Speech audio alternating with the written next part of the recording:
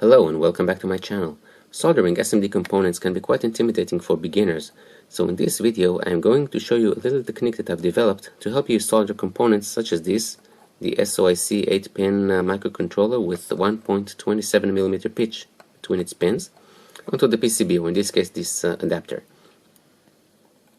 Now the usual way to do this, the one that you'll find in almost every other guide and video, is to use your soldering iron to put some solder on one pad here.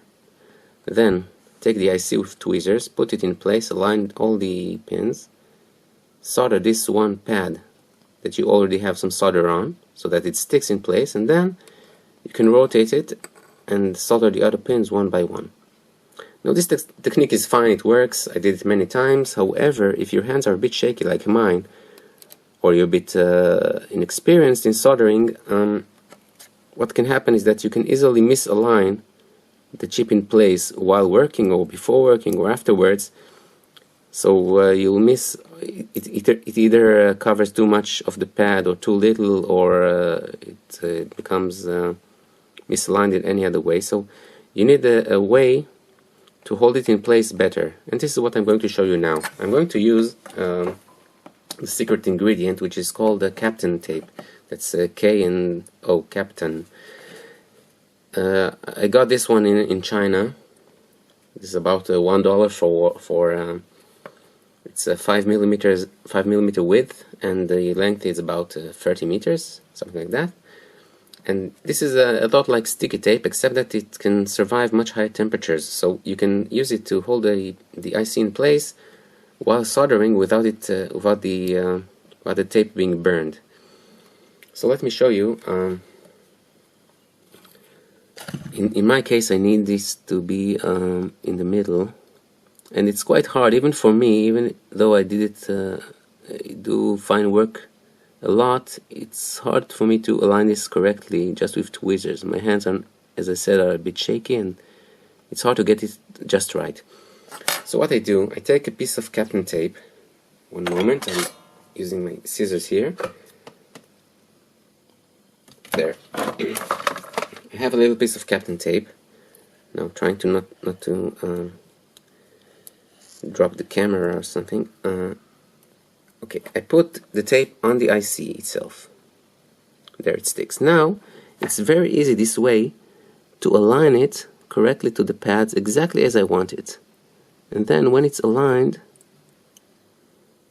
I can just force and stick it to place, either to the PCB or to the working surface.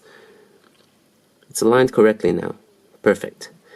If I missed this, if I did, I can inspect this now and see if I did something wrong. If it's not exactly in place, I can always just pull one side and easily, move it. Now, the longer this tape is, if you move it here,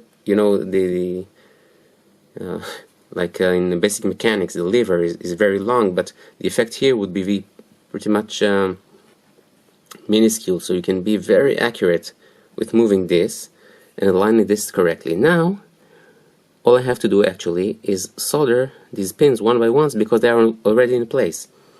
So let me try and do this a bit closer up, and I'll fire up my soldering iron and try to do this live. Now, another thing that will help you a lot is having a fine solder wire. This is 0.6mm, which is not even the thinnest one that I have. It's pretty thick actually, but it's fine for most work. If I have a very fine pitch components, I use even the 0.4mm. Anyway, I'm waiting for my soldering iron to warm up. I have to clean it, but I misplaced my brass wool. Never mind. Okay, so here goes. I warm up the pad and the pin. Tiny bit of solder, and there you have it. Now,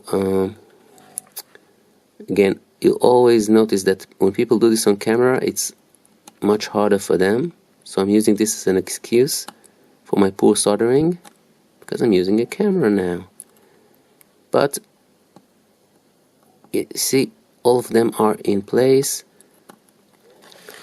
and I didn't have to hold anything with tweezers, didn't have to do all this acrobatic sorry. And now I can do the other side. Actually, now I can take off the tape because the IC is already in place thanks to the soldering that I did on the other side.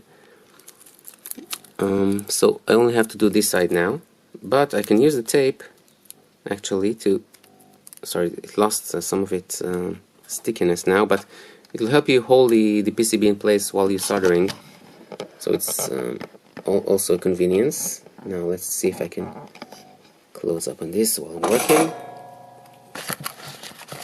Where are you, brass wool? I need you. Oh, never mind. Okay, now the other side. Heat up the pad and the pin, apply a bit of solder, and there you go.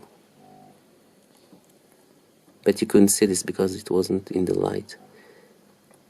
Very, very little solder, not much at all. And it's soldered perfectly. Now my IC is in place. You can see, I hope you can see, that all the pins are soldered, no bridges, no problem, and perfectly aligned. Now, just as a final note, while doing 1.27mm pitched ICs is relatively easy, and you don't really need the Kapton tape beyond the beginner level. It is useful when you try to solder much finer pitched components such as this, the ATmega 2560, like the one you have in the Arduino Mega. I did this manually, and there's no way I could have, put solder on one pad and do this the way I showed the beginning. This had to be, it's a bit dirty, but it's okay, there are no bridges here. It had to be done in a more stable way, and I did this using the Kapton tape. So again, Kapton tape costs about $1 or $2 for this kind of spool. It's very convenient to have around. And just as a final note, I found my brass wool. Thank you for watching. I'll see you next time.